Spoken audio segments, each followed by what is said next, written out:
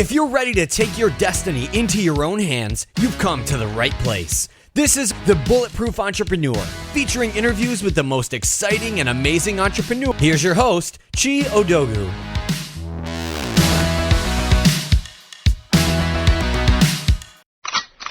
Getting your team up to date on the latest skills required for success is hard work, but you don't have to worry about it anymore. Jolt is an online training platform that helps professionals and organizations access up-to-date training from practitioners at the top of their game. No more watching e-learning videos that are not interactive and may contain obsolete information when you access them. Each Jolt training is done live via interactive Skype or webinar, and the trainers are both practitioners and thought leaders in their field. So you get the latest information that can change your business at the right time. Visit jolt.us and find out how you can start getting the right training for your team today. That's www.jolt.us. Hey guys, welcome to the show. I have a great guest today. I'm talking to Thomas Mulliez. On the podcast, I usually go out and research my guests before I interview them, and I get the basics of their background. But Tom is in a niche industry that I've not really talked about before. He's in the outdoor adventure industry. So I thought to myself, what better way to talk about adventure and being outdoors than to do something unconventional and unusual. So I'll say, Tom, rather than me introduce people to you, why don't you tell us a little bit of a story about what got you into the outdoors so that people can know you from an experiential perspective? Yeah, absolutely. Thanks, Chief. And first off, thanks so much for having me as a guest on your show. I'm very excited to be here today. So a little bit about me. I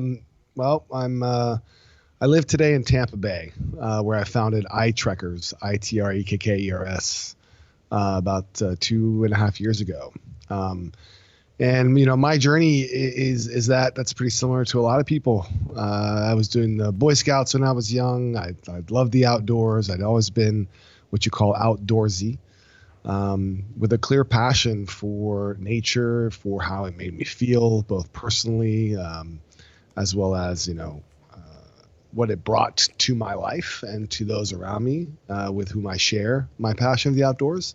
And I was very fortunate. I had an opportunity to pursue an idea that I'd had for many, many years, thanks to a layoff from corporate America, where I was working with Capital One. They took care of me. They asked me to move back to Richmond. I said no. And I finally had that opportunity, as well as the resources necessary to really go after one of my dreams, which was the creation of an outdoor marketplace that would ease the access of the outdoors for all, not just for the select few who have the resources and means and the know-how to get outside. Great.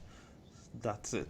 So before we get into all that, a little bit about your background. I see here, you were born in France and then you moved to Atlanta when you were pretty young, and then you schooled in Canada before you came back to the United States to do your MBA. So tell us a little bit about moving from France to United States to Canada, and then back to America. What were your experiences like when you changed location about 3 different times over the course of developmental stage? Yeah, so it was actually a lot more than that. I'm born in France. I was 1. I moved to the U.S., Atlanta. I was 6 or 7. I went back to France, came back for high school in Atlanta, where I went to the international school there. I don't know if anyone remembers Dikembe Mutombo, who used to play for the Atlanta Hawks, but I was in class. I was in classes with his nephew. So then I went to McGill University, Montreal, Canada, back to Atlanta. Then I moved to Costa Rica for 2 years. Yeah. Then Richmond, Virginia, and then finally here in Tampa. So just having moved and lived in multiple countries across the world, for me personally, is just giving me the awareness that there's a lot more out there than just people's neighborhoods and backyards and kind of where they grew up. So every time I've interacted with someone from a different background, I've always learned something new, either about them, their culture, where they're from, and those types of things kind of have powered me and enabled me to have a better understanding of what customers in general need. Because each one of them has different needs based on who they are and where they're from. And so, it's kind of armed me, if you will, to be able to have a clear understanding of differentiated customer service and taking that to the next level, which is what we do here at iTREKKERS, and it's what I did at Capital One previously. Nice. And now looking at your experience in Costa Rica, for example, I know that's a Spanish-speaking country, and you led efforts increasing sales in a real estate company, correct? That's correct, yeah. So what were the lessons you learned living in Costa Rica for 2 years and then coming back to work for Capital One before you now decided that, hey, you really wanted to pursue your passion of starting an outdoor adventure business? Well, Costa Rica was kind of my first foray on my own. My fiance and I at the time, we both had great jobs, and we both said, you know what? No, thank you. Let's go do something crazy and move to Costa Rica. We weren't happy with what we were doing, and we wanted a great adventure that we knew that we would regret not doing later on in life. It's much easier to do when you're engaged and young than it is to do when you're old with kids. Yeah. Which is funny, but I ended up doing it again anyways. When I started iTREKKERS, I already had 2 kids. Costa Rica was amazing. Being so close to the raw nature was amazing. Yes, we participated in development down there in Jaco. But I got to spearfish on my lunch break. I got to, hit the waves every day. I was constantly outside. I was selling real estate online, so it taught me a little bit about internet marketing. Kind of gave me a brief foundation that I would later use to really dig into what I'm doing today. But Costa Rica in and of itself is just an amazing place with amazing people. And since I spoke French fluently, I could get by in Spanish. If I just added an O, an E, or an A to the end of a French word, oftentimes it worked. So that's a nice hack. So yeah, but Costa Rica was an amazing experience. I'd say all of my experiences have been great. But it was actually the birth of my daughter in Costa Rica, Olivia, who's now 8, that led us back to the U.S. And we had to kind of leave our adventure because it just wasn't the right place to raise an infant for us the way that we wanted to do it. So we moved to Richmond, Virginia, where my wife's family was from, and I went and did a full-time MBA because I had no idea what I wanted to do. And then, that's kind of where the understanding of business planning and, the entrepreneurship side of me kind of kept coming right back to the surface. And, but I was fighting that, wanting to start something on my own and the need to support my family. Yeah. And so that's how I ended up at Capital One. Yeah. And usually that's what actually drives a lot of entrepreneurs that I've spoken with. They start a young family, and then life kind of kicks in and says, hey, I have this person that's depending on me for everything. I need to get my act together and start figuring out how I'm going to make things sustainable for myself and my baby going forward. That's right. Until the person can take care of themselves. So you work in Capital One for a few years, and then you get the opportunity to get laid off. They give you a nice package, and you use that as seed for iTREKKERS. Now, starting off iTREKKERS, what was the main problem you observed around you that you wanted to solve with the business? The major problem is accessibility to the outdoors. So I'm an outdoorsman. I love the outdoors. And it was still hard for me to find a guide to take me on an awesome experience. It was difficult. Even for me, and I know what I'm doing. I mean, you have the internet, and every guide has its own webpage, and every webpage they tell you how amazing they are and how they're the best. But the funny thing about the guided marketplace is the best guides have the worst websites. and the least amount of SEO knowledge or presence. Yeah, because they're busy being guides. That's right. They're busy on the water or in the woods. They're busy learning new things and checking up on their equipment and making sure that everything is the way it needs to be for their customers. And so the internet revolution happens and SEO takes off. And now we've got a bunch of guides who are ranking for outdoor adventures, and they're not good for the most part. Some are very good. Now, I will say, just to be clear, some guides can do both, and they grew up in the technology world, but they're also really good at guiding from a person standpoint, a skill standpoint, a personality standpoint. But a lot of them don't. Daddy bought them a boat, and off they go. Instead of getting a real job, let me go be a guide. Yeah. And so the first. You start off the company, that's towards the end of 2014, December. Yep. And then first couple months, things didn't go so well. You were spending money, you were doing everything you can. Things didn't go so well. Can you talk a little bit about some of the problems and the challenges you were experiencing in those first few months of running the business? Yeah, for sure. So when I started iTREKKERS, my background's not digital marketing or technology. My background was the customer. Understanding the customer, understanding the analytics of what drives the customer experience. And so I tried to find technology partners who would build what my vision was for me.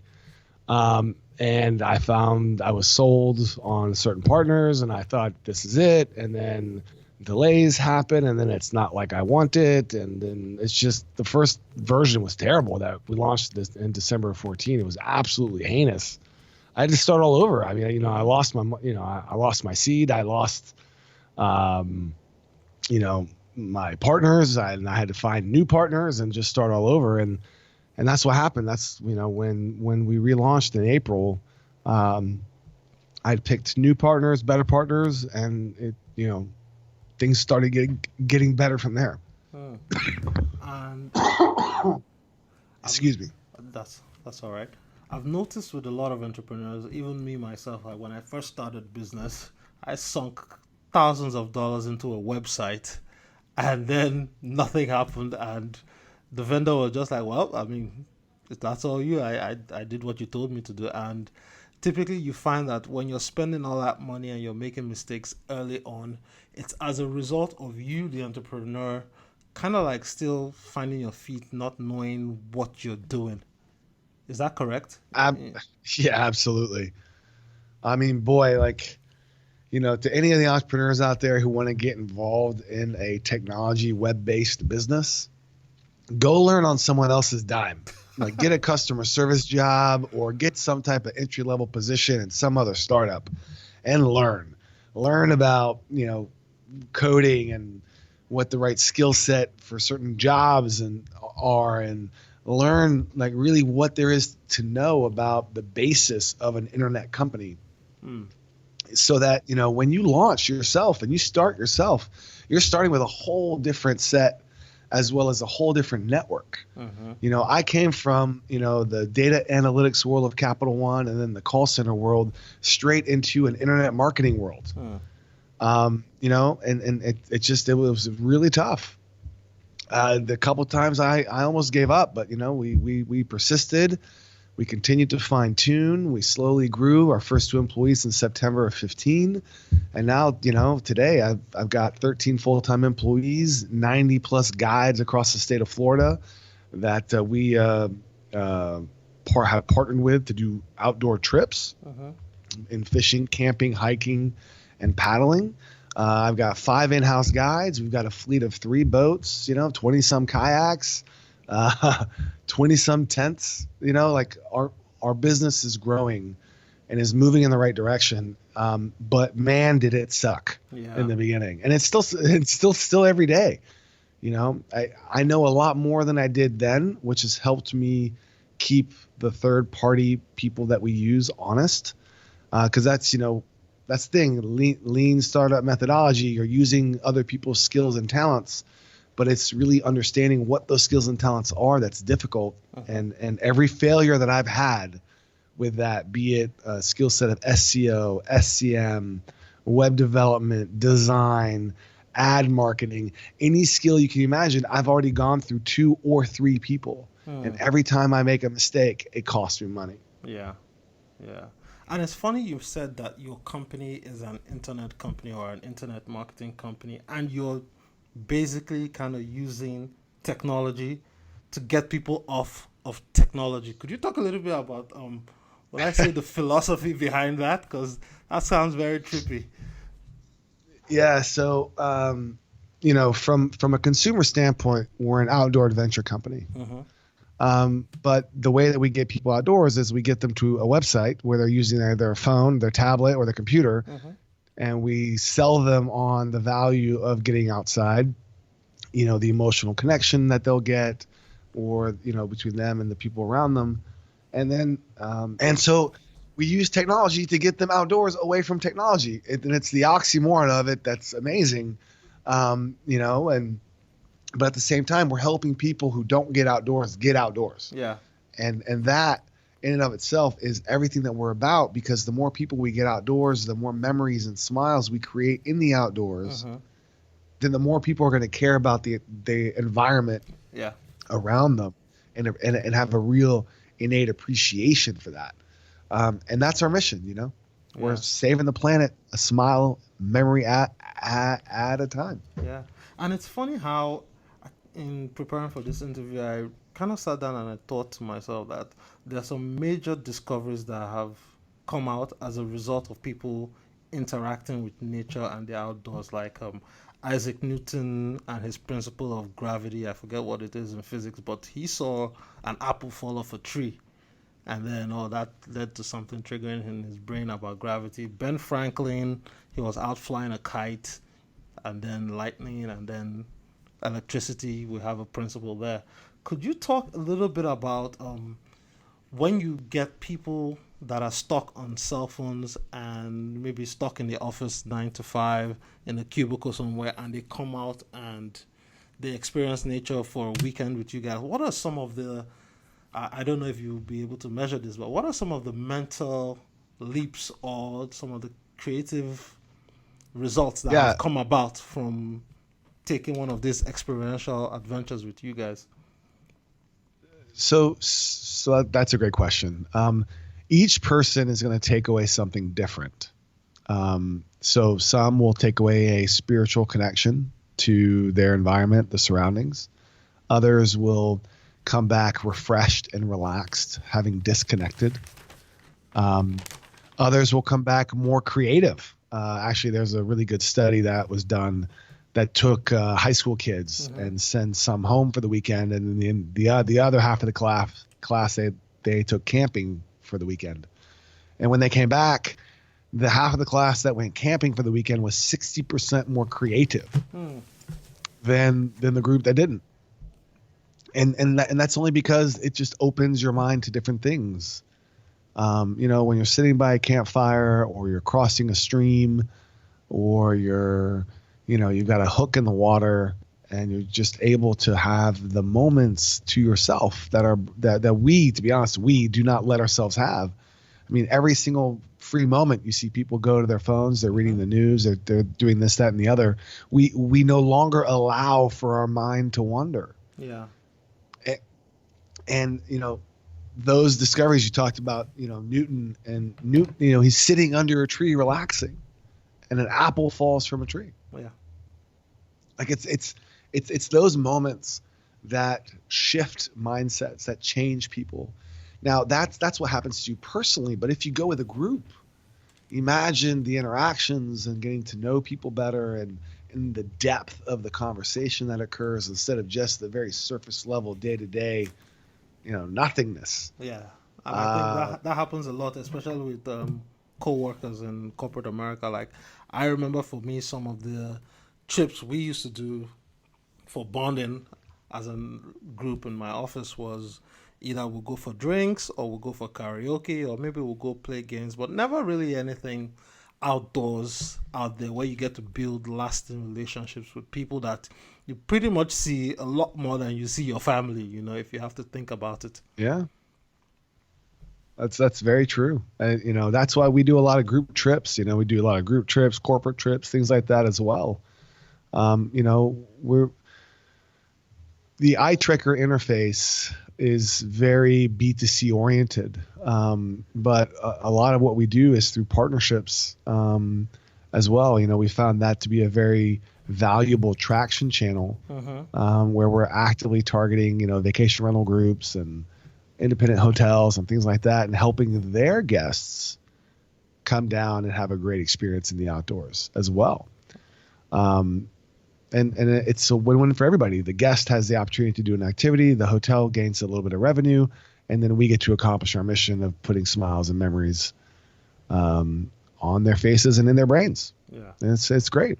Yeah, and you talked about the type of people that are attracted to this format. So could you delve a little bit deeper into kind of like your market? Like, who's your ideal customer? Looking at it from not just a holistic perspective, but more of like, is it someone that's used to going out on the outdoors by themselves and getting these adventures, or is it someone that's like never experienced the outdoors, but just they see that random ad on Facebook that you've sent up and they're like, you know what, this seems like it might be a cool idea. Who's that one surprising person that actually takes this trip and now changes their life as a result of coming on an outdoor adventure? That's a great question. So for us, people who actively use guides today and actively go outdoors, you're not our customer. You're already, you're already doing it. You have your own networks, your own guides, you travel around and you know what you're looking for. Yes, you can use us. We'd love to be able to help you get outdoors, but you don't need us. The person who needs us is the person who's searching for an activity. They've wanted to do something cool. They haven't done it in a long time, or they have never done it, or they just are wanting to replicate some of their memories that they had with their grandparents or with their parents, and they want to do that with their kids and their grandkids. That's kind of more of our direct customer, if you will. It's about it's a $30 billion marketplace. Okay. But really where we want to go is we want to target the person who considers themselves outdoorsy. So in the U.S., there's 114 million Americans who consider themselves outdoorsy by their own definition. Okay. And it's those people we want to help get outside because they want to do something, but they don't even know where to look. Yeah. So they're not typing in Tampa fishing charters in their web browser. They're typing in things like outdoor fun things to do or great things to do with 5-year-olds in Naples, or, discover Orlando more than just the parks. Like they're just looking for unique and creative ways of doing something fun and having a great experience. And those are the people that we're trying to get at, because those are the people that if we're able to get them onto our platform, out with our guides, having amazing experiences and back off again, then we've changed the life. And once we've changed that life, that person's going to tell other people, and then it's just going to kind of create that wave of enthusiasm for outdoor adventure. And then hopefully iTREKKERS is the person or the group that gets you out there. Yeah. And in terms of talking about partnerships with the guides and the hotels, like when you were initially setting this business up, what were some of the major challenges you had convincing partners that it would be beneficial to work with you as opposed to standing alone doing this themselves?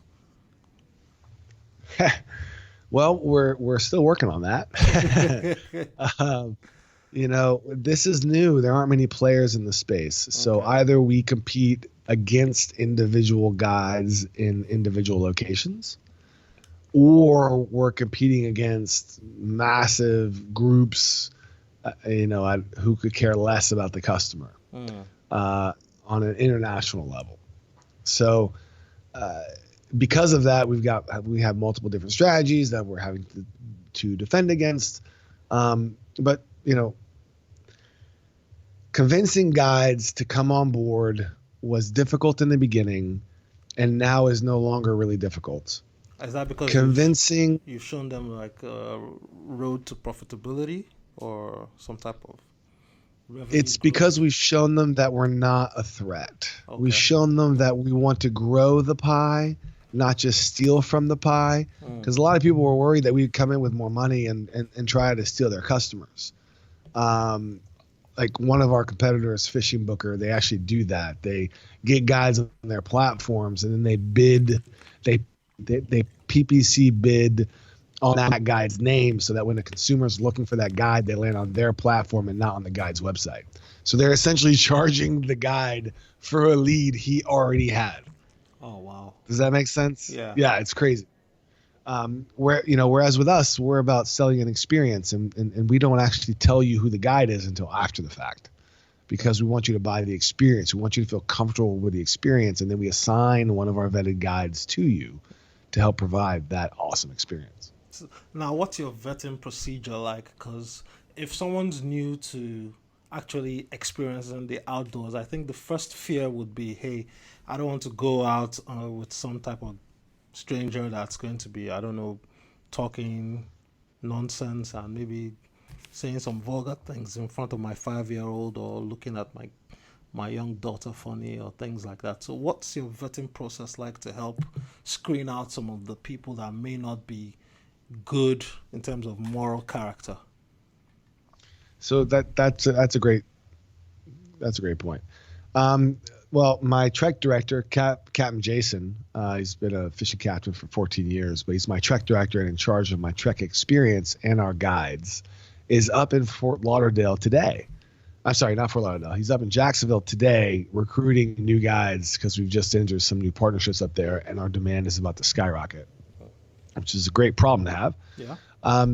And he's actually going out and spending time with each and every one. So we are paying for a charter trip to go out with these guides to ensure and get to know them on a personal level. And I mean, when you're stuck on a boat with someone for 4 hours, you get a pretty good idea of who they are.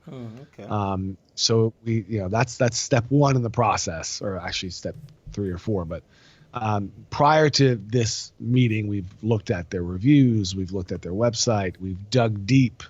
We know that they've been background checked because of their Coast Guard licenses. Okay. So we check up on their, do they have the right insurances? How's their equipment? How are, all of that stuff. And then really it comes down to personality. Is this yes, you're good at what you do. Yes, your equipment's great. That's awesome. But do you have the right personality to help and teach and educate people who are new to this? And do you have the passion that you want to share that with them? And if you have both of those components, that's almost more important than having the skill set to do it. Fishing is fishing, right? It's not called catching. Some days are harder than others, but it's your attitude during those times that matters. At other points in time, it's just about being able to be a person and being able to care and show care to others and listen to them. And, that's what it's really about. It's the whole experience from beginning to end, from every little point. Yeah. And I see you focused a little bit more on that educational aspect. Why is, I've noticed this like across the board, but it seems like some of the companies that really change the way we experience certain things, in as much as they may be mundane. Like you said, fishing is fishing. You can learn fishing from anyone, but the passion to transmit fishing through an educational means while you're experiencing fishing is kind of like the secret sauce that helps people get converted to become lifelong fans and customers. Is that correct? That is absolutely correct. Anyone can go fishing or camping or hiking or paddling, right? The 4 things we offer across the state of Florida. Anyone can do that on their own. But it's the education and it's the deeper meaning of the experience that really takes someone and changes them into an advocate. I'm sure you've been to a museum before. When you go to a museum and you know nothing about art, you're like, cool. You know, you walk away, you go, oh, well, that was neat. I saw some cool sculptures and stuff like that. When you go to a museum with a docent who's teaching you the rich history of every single thing, sometimes too much so, right? But you walk out of there with a much greater appreciation for what you saw. And for us in the outdoors, it's the same thing, you know. Going with a guide who knows where to go, who can teach you about your surroundings, who can teach you how to light a fire in wet conditions, or who can, you know, really show you everything you're missing on that hike through the woods, like every little sound. Oh, you hear that? Oh, that's so-and-so. Bird that's way up in that tree. You probably can't see him right now. Let's grab the binoculars and let's take a look. You would have missed that. You never would have seen it. You know, in Costa Rica and Manuel Antonio, I walked right by a sloth. Like I was there and there was a sloth a foot from me and I walked right by it until the guy goes, hey, come back here. He goes, look at this. Pulls away like a couple branches and there it is. Huge sloth. I was like, oh my gosh, this is amazing. You know, but I would have missed it. And that's the point. Interesting. Now, give us a story of a customer of yours that has gone through this experience and it's become transformational and life-changing. That's a great question. You know, one story I tell often involves a woman who last Father's Day booked a trip with Captain Jason. And she had 2 young adult children. I believe it was 17 and 15. And every year prior, they had gone fishing until, unfortunately, her husband passed away kind of suddenly the year before. And so in his memory, in his honor, she had decided to get a fishing trip for her and her kids to kind of celebrate him and who he was. You know, they booked it online. They found Captain Jason. They talked to him, and then they met him at the dock. And you know, Jason pulls up, and the mom gets on the boat, excited, and the kids are just on their phones. And they sit down on the boat, and they don't even barely look up and share a smile or anything. And Jason's trying to get him going. Oh, you guys excited? Yeah, whatever. And then the mom's like, you know what? Whatever. Let's, you know, they've been like this for quite a while. Let's just focus on ourselves and go out and have a great time. They go out, and then, you know, she's the only one fishing. She puts her rod in the water. Jason helps set the hook, get the bait, and tosses it off. And then all of a sudden, the reel goes, and she's got a smile on her face, and she's reeling in her first fish of the day. And the kids could care less. They're still on their phones, tapping away, doing whatever. I mean, it's so bad they're not even Instagramming, okay? Yeah. And just there she is. And, you know, by the third fish, the kids put down their phones and they're looking up, and all of a sudden they grab rods and boom, now we're talking. You've got all 3 of them fishing and laughing and, you know, hooting and hollering, and it just happens to be a crazy great day on the water. And Jason is just on top of these redfish and these snook, and they have a magical time. And at the end of the trip, they get back to the dock, and the kids didn't touch their phone for 3.5 hours. Even on the way back, they were just talking about it. And they go to the car, and she kind of comes back and looks at Jason and says, you know, this was the first day in a year that I was able to bond with my children since the passing of my husband. And, you know, she's choking up and she's crying, and she's just like, thank you so much for this opportunity that you've given me and my children to reconnect and to allow us to move forward. And it's that powerful. I mean, I got goosebumps all over. I mean, every time I talk about this.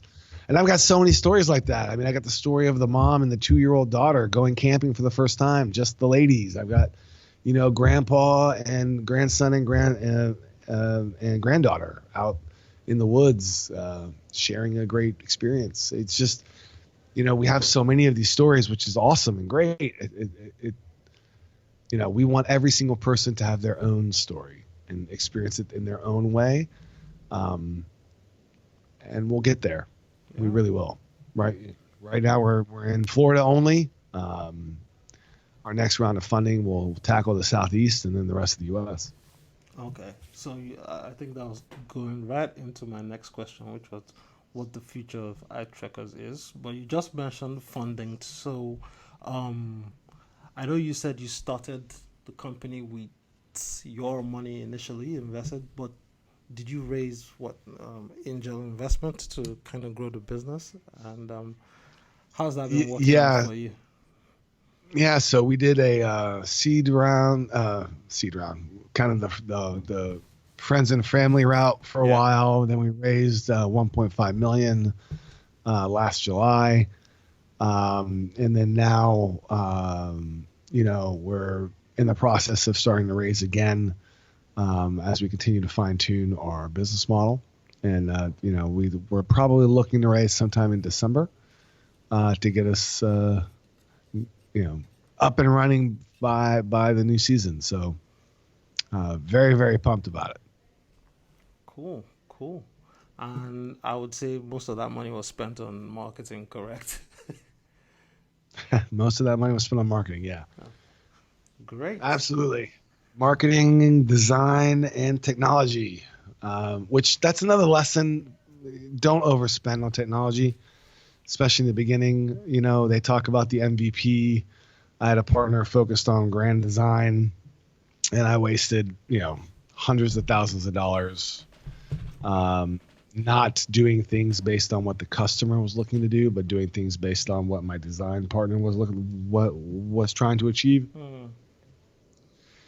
Keep it tight, grow based on your customers' needs. Don't build amazing things without having tested them first. Yeah. I think the bottom line is just be customer focused from beginning. Because if you focus on the customer, sometimes you don't need all the bells and whistles, correct? That's right, especially in the beginning. So, cool. We built a whole back-end suite that not a single one of our guide uses because we misunderstood what their real issues were. So. Okay. So as we start to wind down, I have some wrapping up questions for you. So, who's an entrepreneur you admire, and why do you admire this person? That's a great question.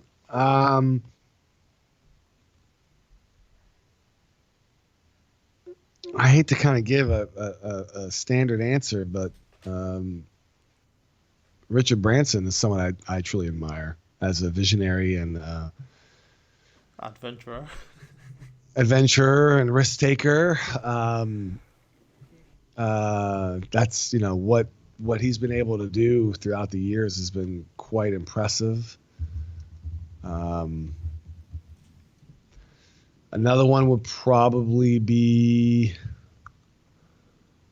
I'm forgetting his name.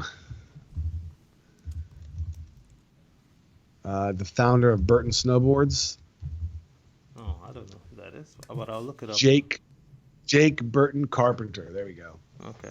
So he's the founder of a snowboarding company, and he's kind of one of the pioneers of snowboarding, and he's just an amazing individual who has fought to transform an industry and make it more accessible to a much larger group of individuals. And one of the things I love about him is he's literally practices what he preaches, and he snowboards 100 days a year. Wow. One third of his time is spent out in the field testing his boards. And his whole point is, if I'm in an office, how can I truly understand what it is to be my customer? That's a good point. It's just so powerful. Yeah. So I need to get out more. For sure. I need to get out more. So And what's the most frustrating thing about being an entrepreneur, in your opinion?